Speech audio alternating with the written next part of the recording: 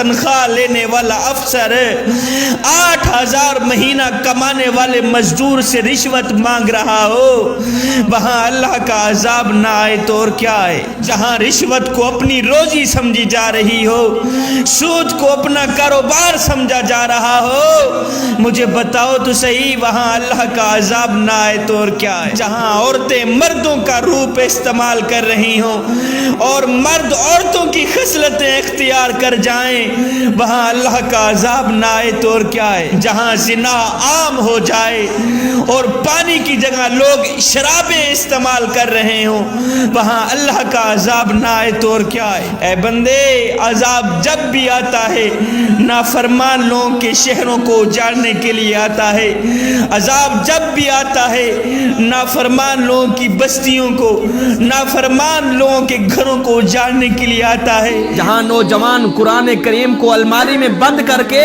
صبح سویرے اٹھ کر رومانٹک ناول پڑھتے ہوں، وہاں اللہ کا عذاب نہ آئے تو اور کیا آئے؟ جہاں مظلوموں کے ساتھ ظلم کیے جا رہے ہوں، مظلوموں کے ساتھ ستم کیے جا رہے ہوں اور ظالموں کو شاباش دی جا رہی ہو، وہاں اللہ کا عذاب نہ آئے تو اور کیا آئے؟ جہاں مسلمان عورتیں بازاروں میں ننگے سر پھرتی ہوں، وہاں اللہ کا عذاب نہ آئے تو اور کیا آئے؟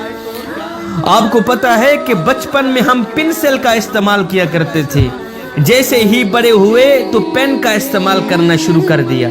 کیوں؟ اس لیے کہ بچپن میں غلطی مٹ سکتی تھی لیکن اب نہیں مٹے گی۔